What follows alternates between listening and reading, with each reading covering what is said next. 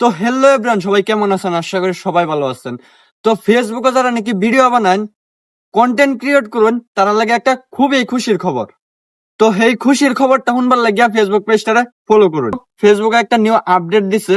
তো আপডেটটা হইলো, যারা নাকি শর্ট ভিডিওর মধ্যে কাম করছিলেন বা শর্ট ভিডিও বানাইছিলেন, তো এই শর্ট ভিডিওর মধ্যে হয়তো আর্নিং দেয় না। আর্নিং দিবার গেলে 1 সেন্ট 2 সেন্ট এতে বেশি দেয় না।